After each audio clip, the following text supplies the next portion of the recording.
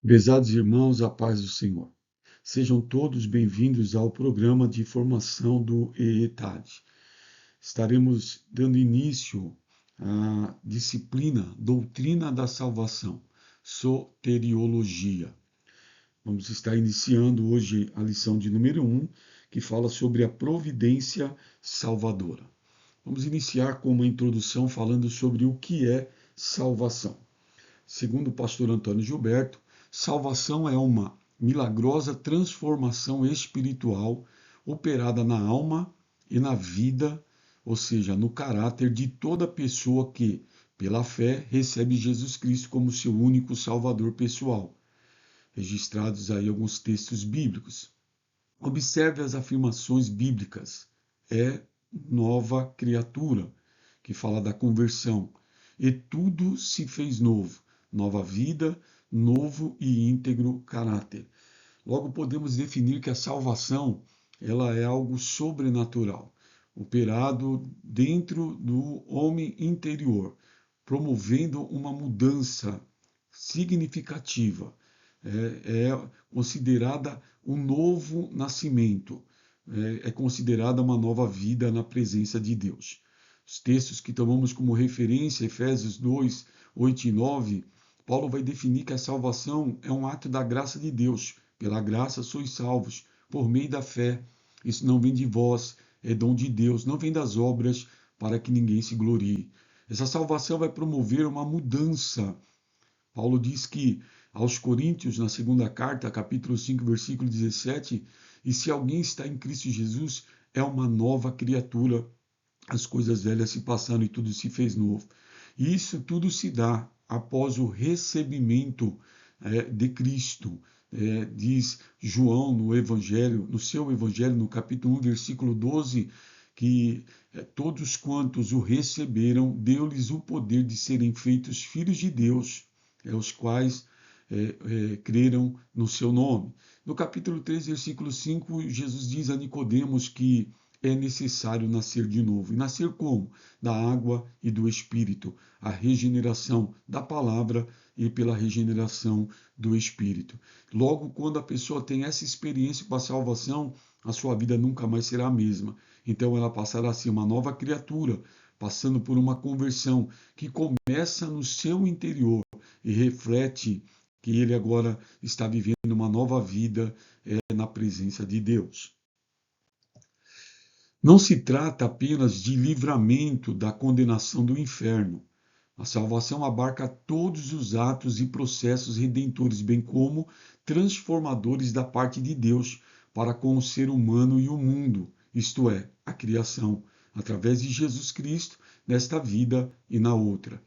Então não é apenas a pessoa ser livre do inferno, mas sim que ela possa ter um processo em todos os atos da sua vida, e vai sendo transformado isso esporadicamente. Definindo o que é soteriologia. Soteriologia é, em suma, o conjunto de doutrinas da salvação. Há pelo menos umas 20 doutrinas relacionadas à nossa gloriosa salvação em Cristo Jesus. Nós podemos afirmar que a doutrina da salvação ela é uma doutrina fundamental quando nós falamos de salvação. Porém, dentro dessa doutrina existem as doutrinas periféricas, como o arrependimento, o novo nascimento, a graça, a regeneração, e, enfim, são pelo menos 20 doutrinas que se relacionam com a gloriosa salvação que há em Cristo Jesus. A lição de número 1, nós vamos aprender sobre a providência salvadora. Então vejamos para nós iniciarmos. A Bíblia diz que Cristo é tanto o autor como o consumador da nossa fé. Está registrado em Hebreus 12, 2.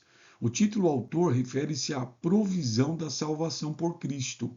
Então, a providência da salvação é do próprio Cristo, do próprio Deus, que preocupado com o ser humano, a qual ele fez para louvor da sua glória, esse perdido agora, e como nós já aprendemos em matérias anteriores, que Deus, aí, antes mesmo da fundação do mundo, já elaborou um plano de salvação. Então Deus é o próprio autor na pessoa do nosso Senhor e Salvador Jesus Cristo.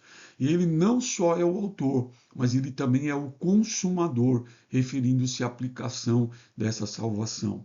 A salvação, ela tem como o seu autor o próprio Deus. Nós temos Cristo como sendo aquele que executa e o Espírito Santo que aplica a salvação às nossas vidas. Veja, através da sua vida imaculada e sua morte expiatória, Cristo consumou a sua obra e a aplicação da salvação é obra do Espírito Santo. Nós já aprendemos na matéria de pneumologia, nós aprendemos sobre qual é o trabalho do Espírito Santo. Então, Cristo consumou a obra e o Espírito Santo é quem aplica, é ele que convence o homem do pecado, da justiça, do juízo, é ele que, na verdade, tem esse poder para as nossas vidas. O primeiro texto dessa primeira lição, nós vamos ver sobre o homem do pecado. Realçaremos aqui alguns aspectos da doutrina do pecado, com o objetivo de estabelecer um elo entre a armatiologia e soteriologia. Haja visto ser incoerente estudar esta sem aquela. Não há como nós compreendermos sobre a salvação se nós não entendermos a real condição do homem, do ser humano, como ele se encontra hoje na presença de Deus. Então, por isso na verdade, importante nós entendermos o que o pecado trouxe ao homem para que este agora necessite da salvação. Sem nós compreendermos essa realidade, nós não conseguimos compreender também a salvação. Então é importante que nós venhamos nos deter também um pouco sobre a doutrina do pecado ou harmatiologia. O estudo do pecado deve preceder ao da graça salvadora de Deus, conforme João, na sua epístola universal, no capítulo 1, versículo 1 e 8, quando ele diz que se dissermos que não temos pecado, não há verdade em nós. Mas no capítulo 2, versículo 2, agora ele vai mostrar que Jesus ele é a propiciação pelos nossos pecados, e não só pelos nossos pecados, mas também pelo do mundo. Então é importante nós entendermos que o pecado deve preceder ao da graça. A Epístola aos Romanos enfatiza que uma das principais finalidades da lei é expor a hediondez do pecado. Paulo vai dizer nesse capítulo 7 aos Romanos que ele não conheceu o pecado senão pela lei. Então vejamos, porque é depois de tomarmos conhecimento disso que passamos a valorizar a graça de Deus em toda a sua extensão. Veja que diz Romanos 5:20. Veio, porém, a lei para que a ofensa abundasse, mas aonde o pecado abundou, superabundou a graça. É importante nós entendermos isso, que a lei, ela é, na verdade, que expõe o estado do homem, mostrando a sua real condição. E pela lei nós percebemos que não há o que nós podíamos fazer. Mas aonde o pecado abundou, superabundou a graça, segundo o texto de Romanos 5:20. Introdução à doutrina do pecado, a degeneração completa, a culpa universal, a culpa pessoal.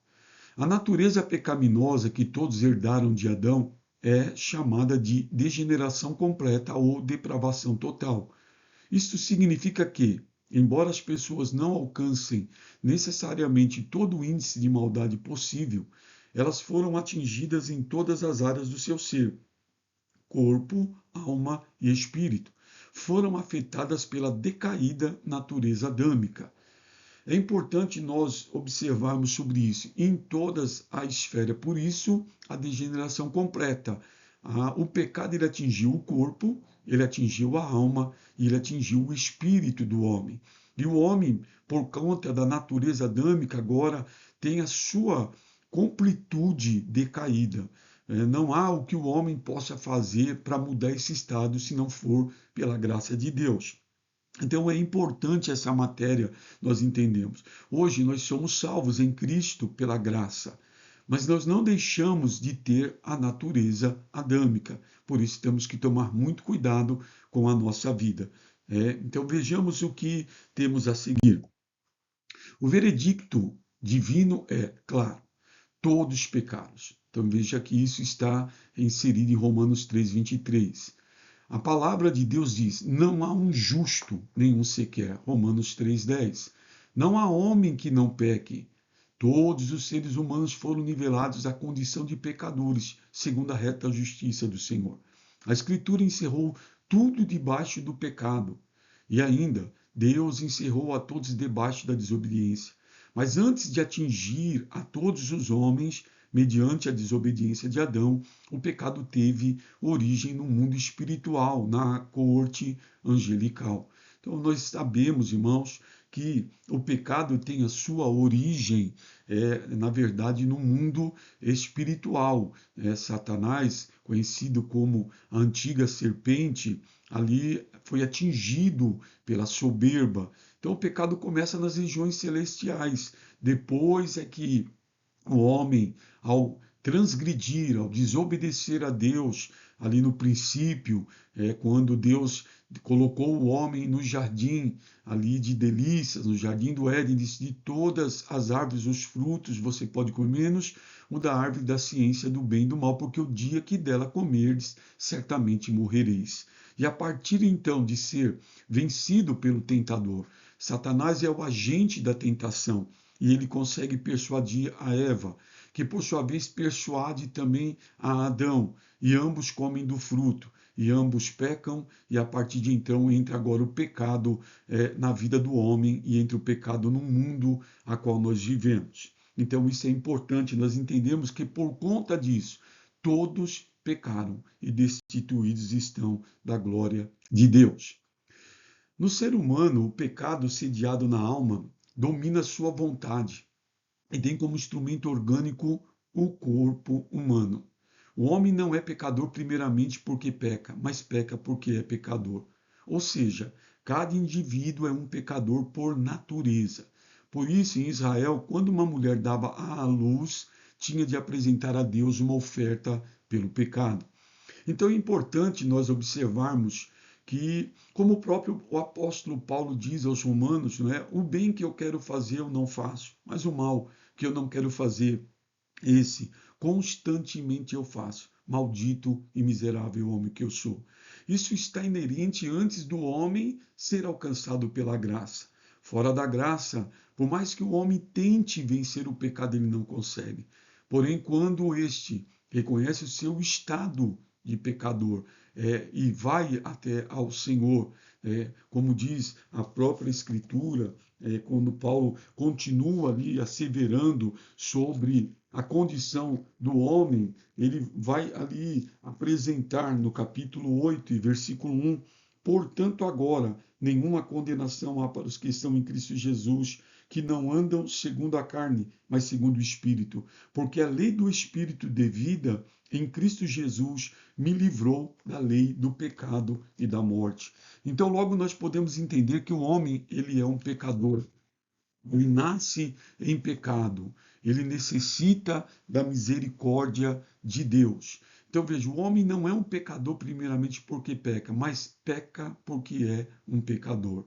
Então por isso é importante nós entendermos que cada indivíduo é um pecador por natureza.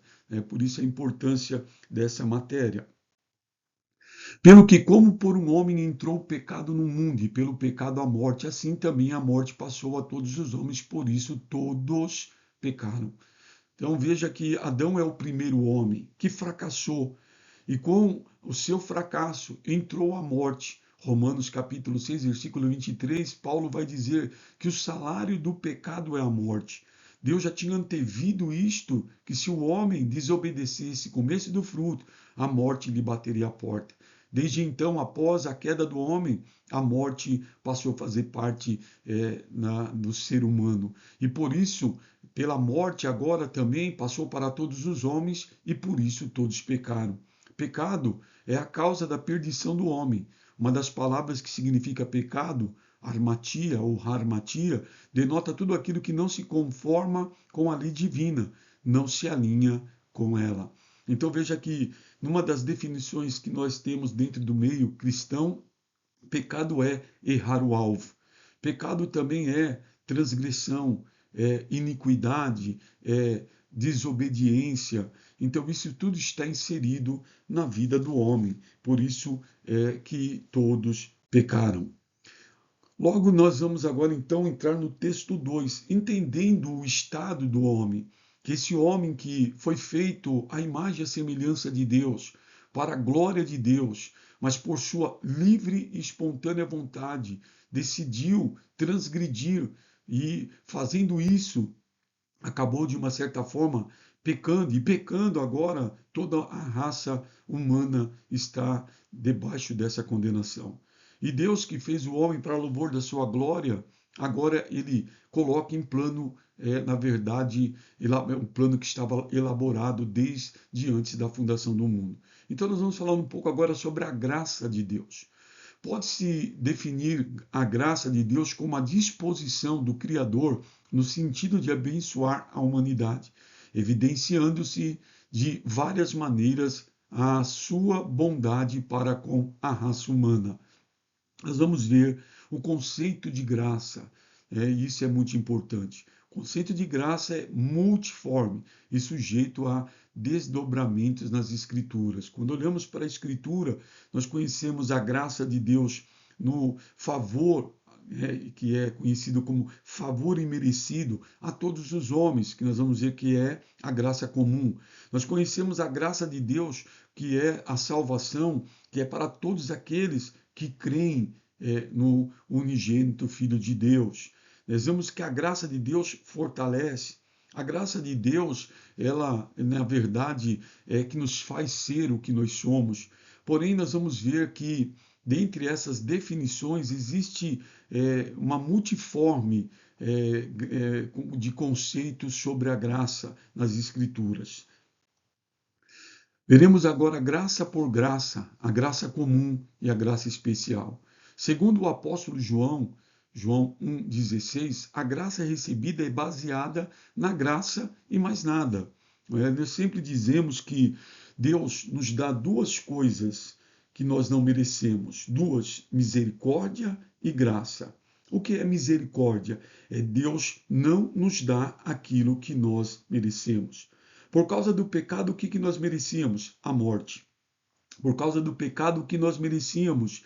A separação eterna de Deus. Por causa do pecado que nós merecíamos, na verdade, o sofrimento eterno.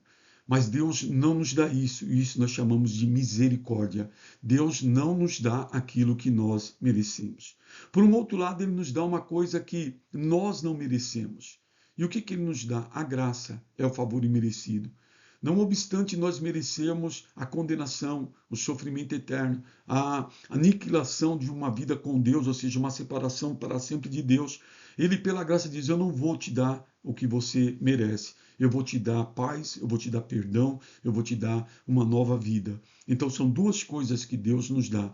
E a graça é baseada na graça e mais nada. É o que Deus quis fazer por nós, mesmo nós não merecendo nada. A graça, em sua mais completa definição, é o favor imerecido de Deus ao nos dar seu Filho, que oferece a salvação a todos e dá àqueles que o recebem como Salvador pessoal, uma graça acrescentada para esta vida e uma esperança para o futuro. Veja que a graça é para todos, não é para um grupo exclusivo, não é para um grupo escolhido ou predestinado. A graça é para todos. Mas, infelizmente, nem todos recebem o Salvador que nos gera essa graça pessoal. E por conta disso deixam de receber a graça para esta vida e para uma vida futura. Veja que Paulo, quando escreve a Tito, no capítulo 2 da sua carta, versículo 11, ele diz: a graça de Deus se há manifestado, trazendo salvação a todos. Não é um grupo exclusivo, mas infelizmente nem todos creem. Paulo vai dizer à igreja de Roma: quem deu crédito à nossa criação? Jesus, ele disse: de por todo o mundo pregai o evangelho a toda criatura. Quem crer que significa que nem todos crerão. Ele diz, e for batizado será salvo. Mas a graça ela é oferecida a todos, a toda a humanidade. Conhecemos como a graça preveniente. É Deus que vem ao nosso encontro e nos oferece generosamente. Mas muitas vezes o homem resiste à graça e por conta disso, não recebendo a Cristo, o Salvador, ele deixa de receber a graça de Deus para a sua vida. Conhecemos a graça comum, é vista na concessão de inúmeros benefícios naturais a todos os homens, com o intuito de refrear a disseminação do mal, produzir bens de interesse geral e proporcionar a justiça necessária na convivência social.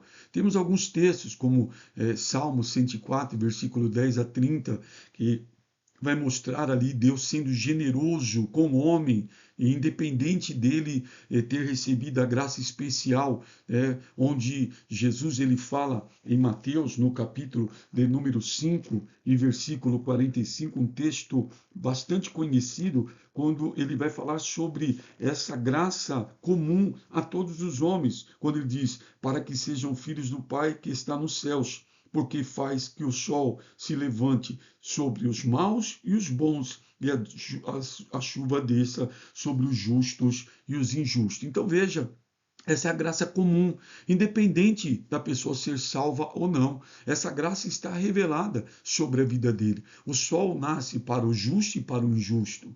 A chuva desce para o bom e para o ruim. Isso chama-se graça comum.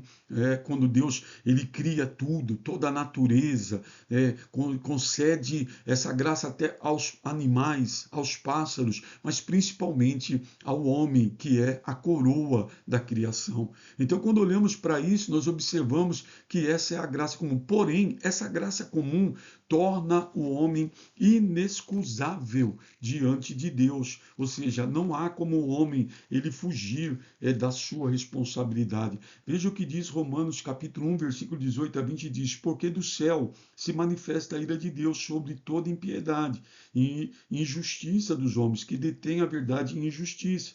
Porquanto o que de Deus se pode conhecer, neles se manifesta, porque Deus o manifestou.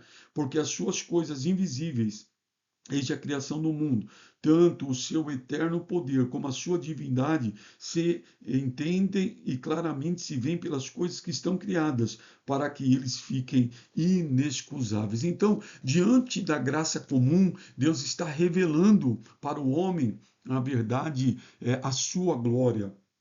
O salmista vai dizer no Salmo 19 que os céus e as terras manifestam as obras, a glória de Deus e as obras das suas mãos. E isso torna o homem inexcusável, porque ele consegue enxergar o favor de Deus. Ainda que ele não mereça, ele já nasce, já tem sol, já tem chuva, já tem os viveres, então é o cuidador. Então isso torna o homem inexcusável diante de Deus. E na matéria de soteriologia, a ênfase recai sobre a graça de Deus para salvar o pecador. Então veja que a graça comum, se o homem estiver atento, ele vai entender que ela vai levar ele ao encontro de Deus.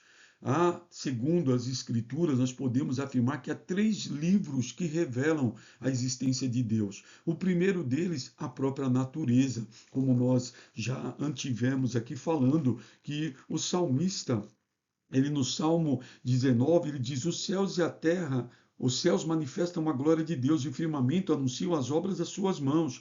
Um dia faz declaração a outro dia, uma noite mostra sabedoria a outra noite. Sem linguagem, sem fala, ouvem-se as suas vozes em toda a extensão da terra e as suas palavras até o fim do mundo.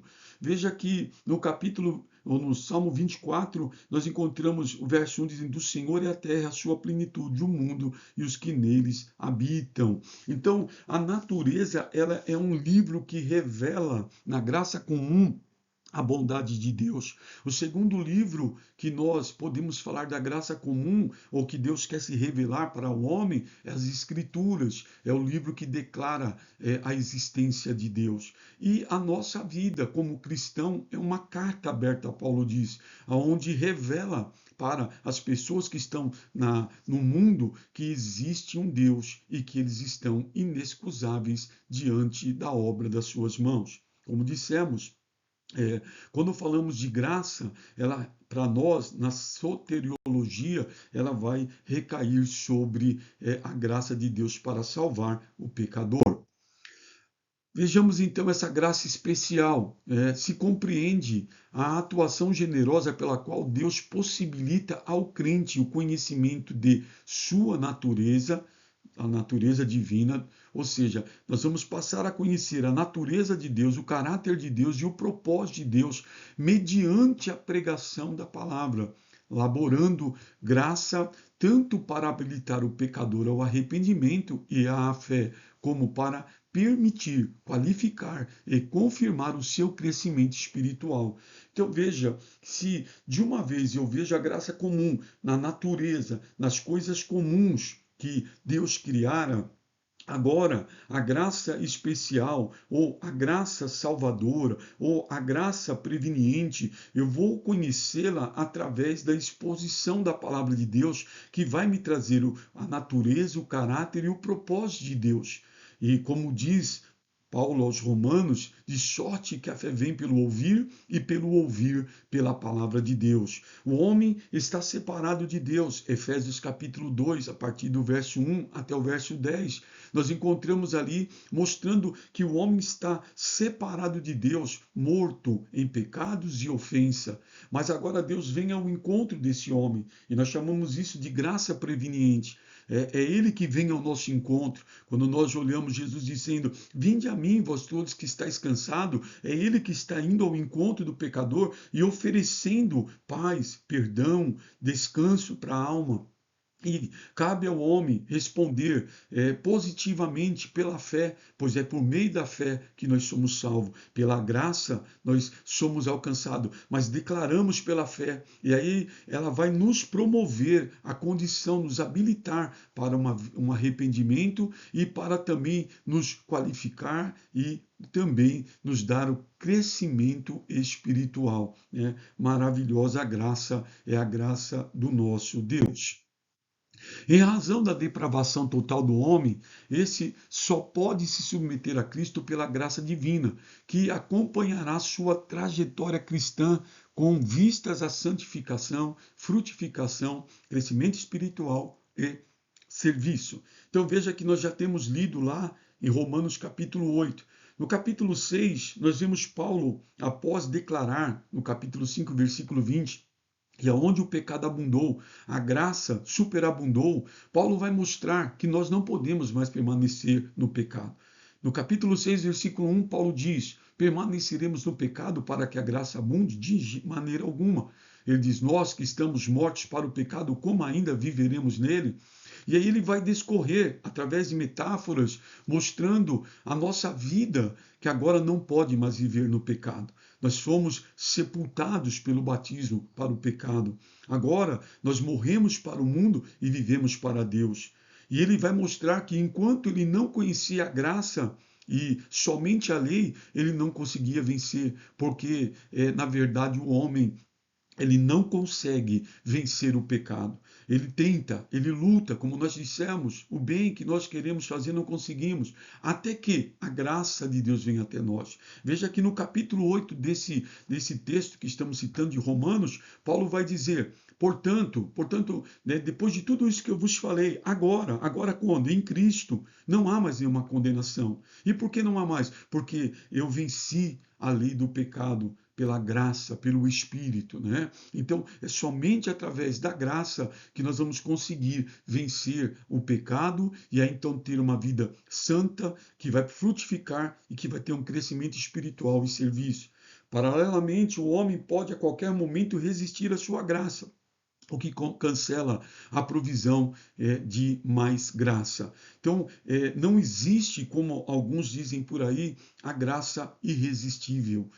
Deus, ele, na verdade, respeita o livre-arbítrio que há no homem. Então a pessoa pode resistir à graça. Quando olhamos o texto de Atos, capítulo 7, versículo 51, Estevão ele exorta aquelas pessoas que estavam ouvindo que eles resistiam ao Espírito Santo. Deus ele é soberano, ele pode tudo, ele tem todo o poder, ele é o Todo-Poderoso. Como diz o salmista, uma coisa Deus falou, duas eu ouvi, que o poder pertence a Deus, mas ele respeita o nosso livre-arbítrio. Ele espera que de nós agora, num encontro com a graça preveniente, nós venhamos abrir o coração e recebê-la. Mas se eu quiser resisti-la, eu posso resistir. Porém, as consequências, elas serão certamente fatais para a minha vida. Então, o homem, ele pode sim, a qualquer momento, resistir à sua graça. E mesmo depois de alcançado, ele pode se apostatar da fé. Não há, na verdade, uma garantia. Não existe uma garantia para alguém que aceitou a Cristo se ele abandonar a fé, se ele se apostatar da fé, se ele desistir da fé, ele perderá a graça salvadora. É por isso que Jesus disse: aquele que perseverar até o fim, esse será salvo. Nós aceitamos, entramos na carreira, e na verdade, nessa carreira que nós estamos, como diz o escritor aos Hebreus, que estamos cercados uma tão grande nuvem de testemunha, ele diz, deixando todo embaraço e pecado que tão de perto nos rodeia, corramos com paciência a carreiras que em nós está proposta, olhando para Jesus, é o autor e consumador da fé. Na verdade, nessa carreira não ganha quem chega primeiro, nem quem chega último, é aquele que completa, ele é aquele que vai até o fim. Paulo, ele acaba a carreira dele e ele diz, eu combati o bom combate, eu acabei a carreira, guardei a fé, então agora eu tenho do justo juiz a coroa, que não dará só a mim, mas todos aqueles que creem na sua vinda. Então, isso é muito importante para nós. Uma pessoa pode sim rejeitar a graça, resistir à graça e perder a provisão da graça de Deus. Terceiro texto, nós vamos encontrar a provisão de Cristo. Apesar de nos amar e querer nos salvar, Deus não pode simplesmente nos declarar inocentes, pois Ele não é somente Deus de amor, mas um Deus de justiça e santidade. E, se assim fizesse, entraria em conflito com a sua santidade e em contradição à sua palavra. Se nós olharmos para o que nós estamos vendo aqui, Deus ele ama, ele ama. Veja que João, quando vai definir Deus ali na sua epístola, ele diz: Deus é amor. E é um amor incondicional. Ele ama todos indistintamente: o branco, o negro, o vermelho, o amarelo, o pobre, o rico. Ele ama a toda a sua criatura, ele ama todos os homens. Porém, Deus é justo, ele é justo na sua plenitude. Deus ele é pleno, o amor de Deus não é emotivo. Deus ele é justo, Deus ele é, na verdade, completo. E se ele simplesmente inocentasse o culpado, sem que houvesse, na verdade, algo para isso ser feito, ele estaria contradizendo a sua própria palavra, onde ele disse que, Gênesis 2, 16, 17, se o homem comesse do fruto, ele morreria. Aí nós observamos na verdade, em Ezequiel 18, 4, a responsabilidade pessoal, a alma que pecar, essa morrerá. Nós vamos observar Romanos 6, 23, dizendo que o salário do pecado é a morte. Então nós observamos que há uma sentença. E Deus, ele, não obstante, ele, na verdade, saber do estado do homem, ele vem proporcionar. Por isso a provisão de Cristo. Então, como poderia Deus ser perfeitamente justo e ainda salvar os pecadores? É uma pergunta que, diante do que nós estamos falando, pode pairar. A resposta está no fato de que Deus não desculpou o pecado, antes ele o removeu. Como? Através da expiação. Nós vamos ver agora que a provisão de Deus, o que Deus fez para salvar o homem? O que Deus fez para que fosse proporcionado ao homem que agora está perdido, que agora está condenado pelo pecado? O homem não vai ser condenado. Jesus, no Evangelho de João, João narra que Jesus ele veio ao mundo não para condenar o mundo, mas para que o mundo fosse salvo por ele. Isso nós encontramos em João 3,17. A seguir ele diz: todo aquele que nele crê não será condenado, mas todo aquele que nele crê, não crê, já está condenado. O homem já está sob condenação. E ele precisa do perdão. E o que é que Deus fez pelo homem? Ele simplesmente foi lá e disse: você está declarado inocente? Não. Ele não só, na verdade, desculpou, ele removeu. E nós vamos ver como ele fez isso a seguir. A expiação. O que é expiação? Dentro da nossa lição, do texto do livro, nós encontramos os 4 passos para expiação. Primeiro passo: na expiação era necessário um cordeiro imaculado.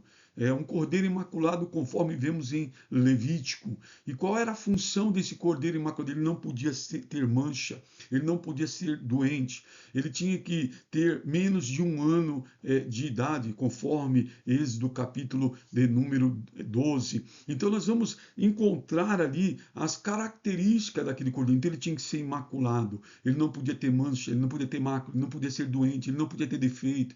Segundo, assim que pegasse esse cordeiro, deveria levar ele diante ali do sacerdote. E aí, quando chegava diante do sacerdote, vinha o segundo passo, a imposição de mão, a transferência da culpa para aquela vítima.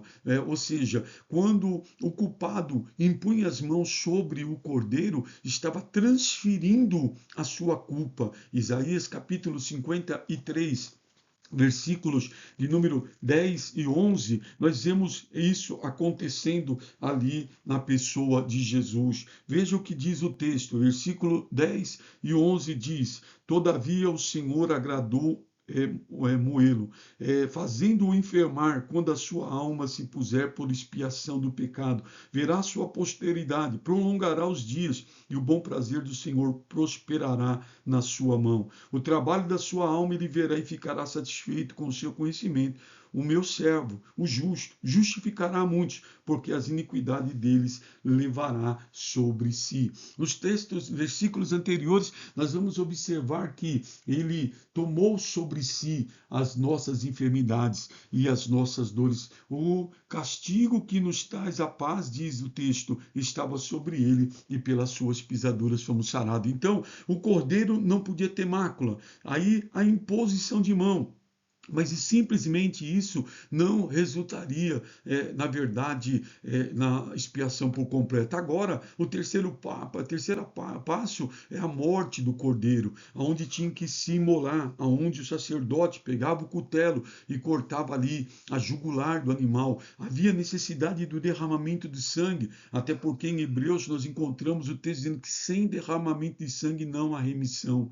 O sacerdote não podia entrar no lugar santíssimo sem o sangue. Então o sangue ele tinha que vir da morte do cordeiro. E o quarto passo fala do comer o sacrifício. Após o sacrifício ali, até mesmo o transgressor, agora perdoado, ele podia participar ali do alimento. Então veja, o Cordeiro Imaculado aponta para Cristo, que agora nós transferimos para Ele as nossas culpas, que tinha que morrer, a morte dele nos trouxe vida, pois um dia a sua morte trouxe vida a todos nós. E agora, realizado e com a satisfação de Deus em receber o sacrifício, nós podemos ter agora, participar, comer do sacrifício fala da comunhão, fala de interagir com Deus. Agora passamos de inimigos a amigos de Deus. Isso fala da expiação. Vamos observar o que nós podemos ainda extrair sobre este assunto.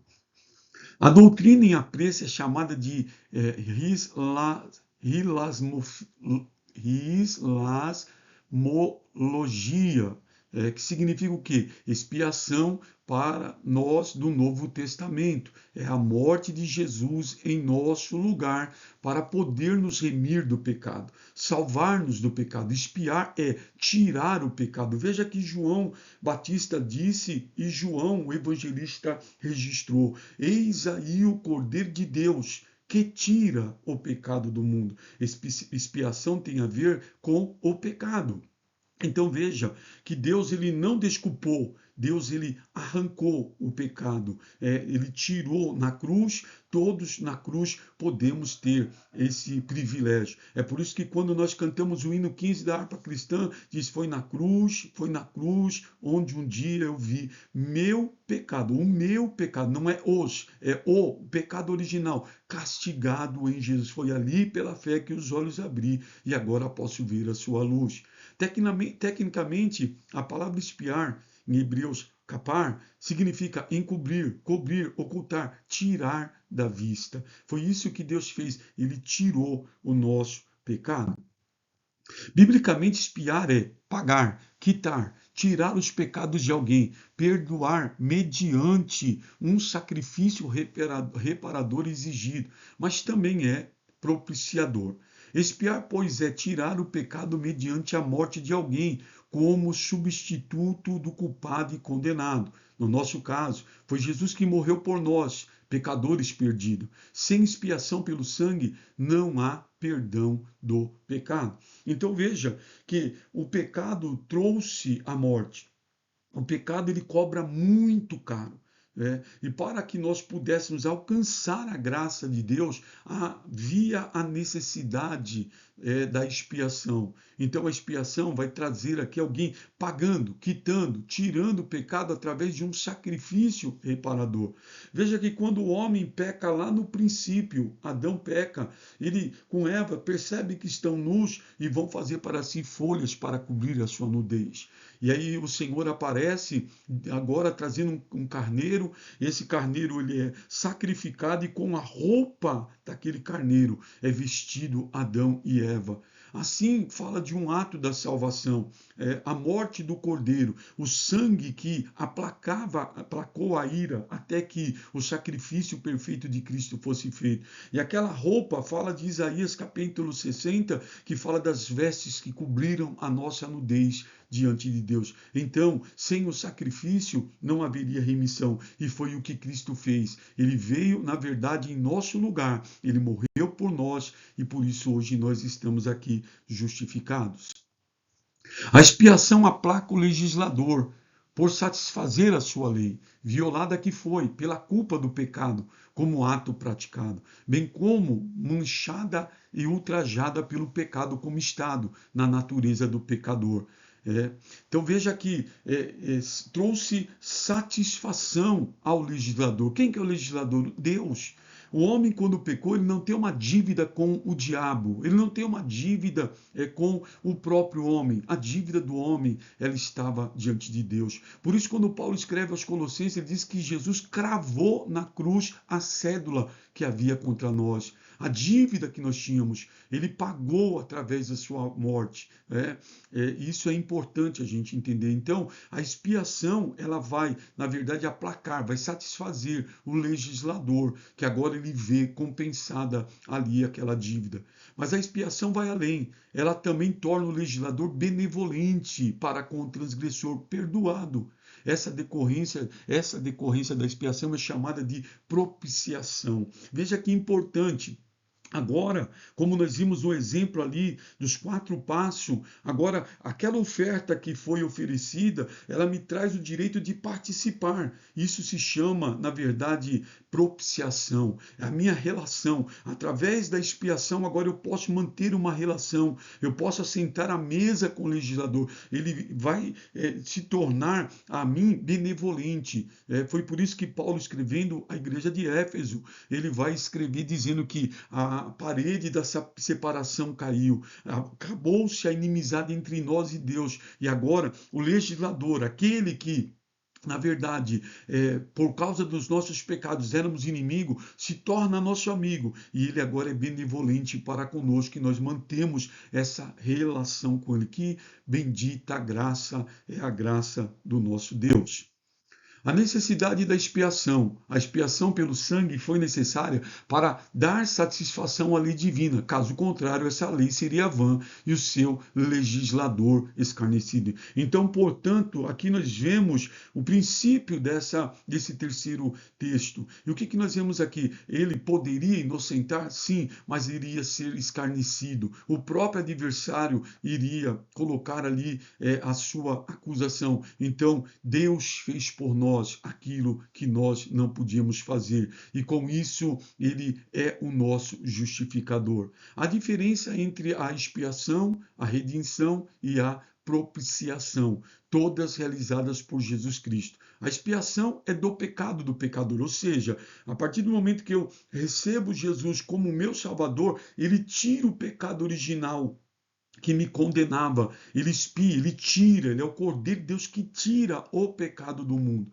A redenção é da pessoa do pecador, ou seja, agora eu sou redimido, ele pagou o preço, ele vem com a imputação, na minha conta ele coloca o favor, e na conta de Jesus é colocado os meus pecados. E a propiciação tem a ver com Deus em relação ao pecador já perdoado. Agora, com Cristo, eu tenho essa relação com ele, com Deus. Através do sangue de Jesus eu posso me relacionar com Deus. Paulo, escrevendo à igreja de Éfeso, ainda no capítulo 2 ainda, ele vai dizer que o pecado nos separa de Deus, mas agora pelo sangue de Jesus nós podemos estar perto de Deus. Então é o sangue de Jesus, através dessa propiciação, nós agora temos uma relação. O nosso Deus é um Deus pessoal, que quer se relacionar conosco. E como que eu me aproximo de Deus? Através do sacrifício da propiciação.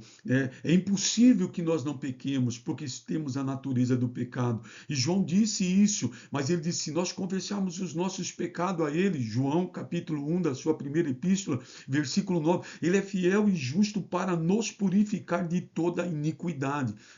E através do sangue dele, ele diz, filhinhos, não pequeis, mas se pecar, saber que vós tendes um advogado, um paracleto, ele é a propiciação pelos vossos pecados. Então não é que nós estamos ensinando ninguém a pecar, porém às vezes por conta da nossa natureza, quando nós vamos nos chegar diante de Deus, Senhor, me purifica, me lava pelo teu sangue, e ali voltamos a ter aquela relação harmoniosa com o Deus Todo-Poderoso, com aquele que tudo pode.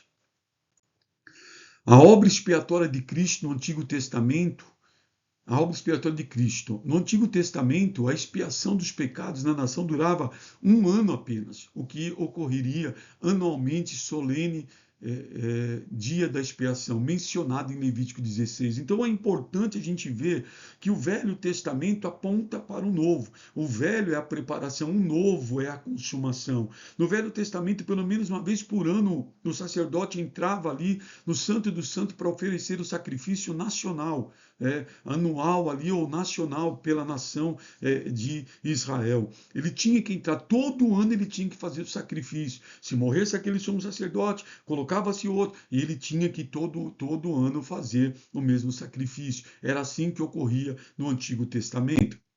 Mas Cristo na cruz, pelo seu sangue, expiou os nossos pecados uma única vez para sempre. Por isso fez ele, uma vez, oferecendo a si mesmo. Hebreus 7, 27. De outra maneira, necessário lhe fora padecer muitas vezes desde a fundação do mundo. Mas agora, na consumação do século, uma vez se manifestou para aniquilar o pecado pelo sacrifício de si mesmo. Hebreus 9, 26. Mas a salvação só se realiza na vida de cada pecador quando este aceita o Redentor, Jesus Cristo. Então agora, a graça ela vem ao meu encontro, porque a graça de Deus se há manifestado, trazendo salvação a todos os homens.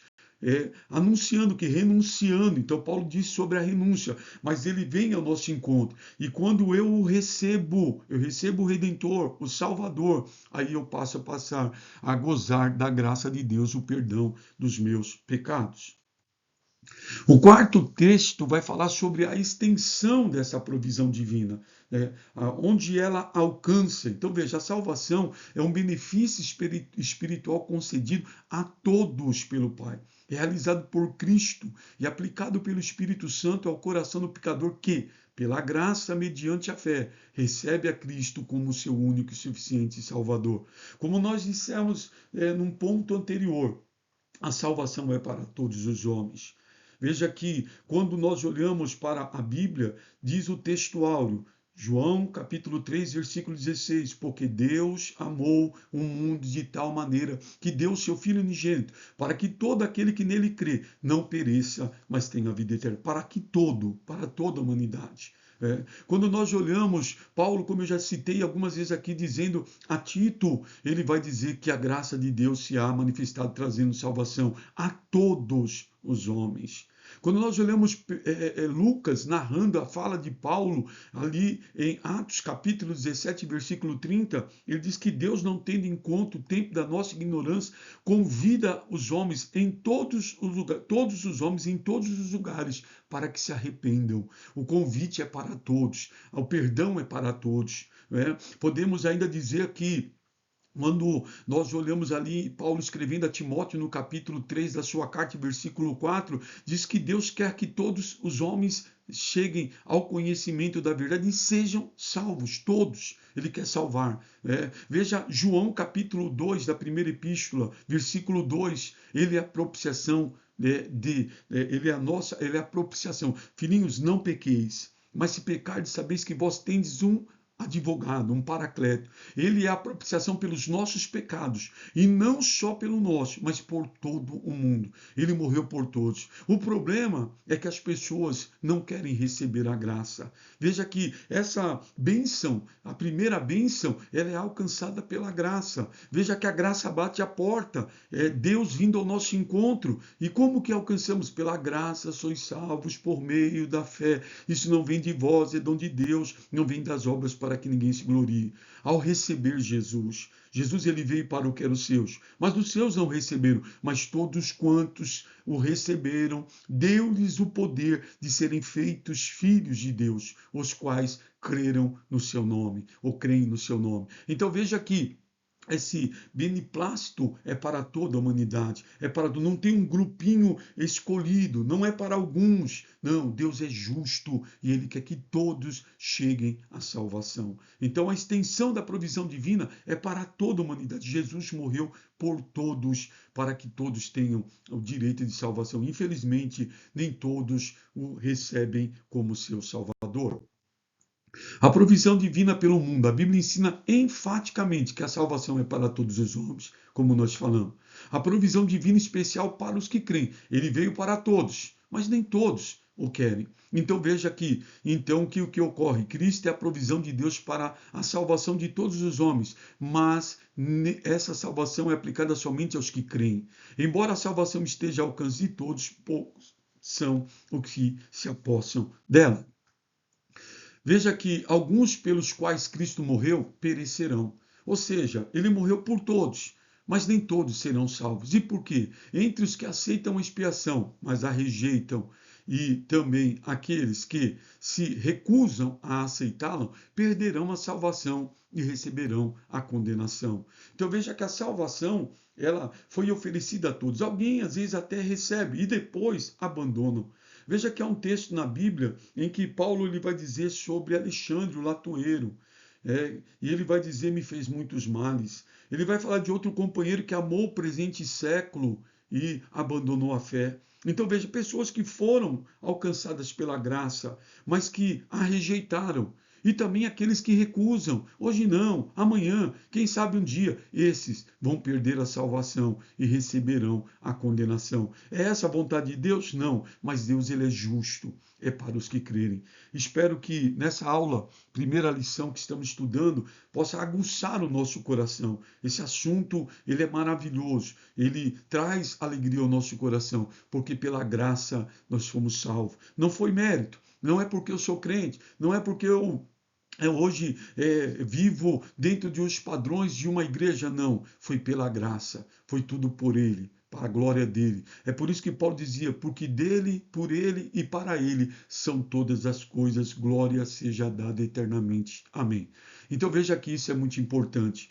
É muito importante para nós não desprezarmos a graça. Infelizmente, a graça é de graça, mas não foi barata. Houve um preço caro para que eu e você pudéssemos estar aqui livres, adorando o seu bendito nome. Então não rejeite a graça, ainda que esteja difícil, continue firme na graça.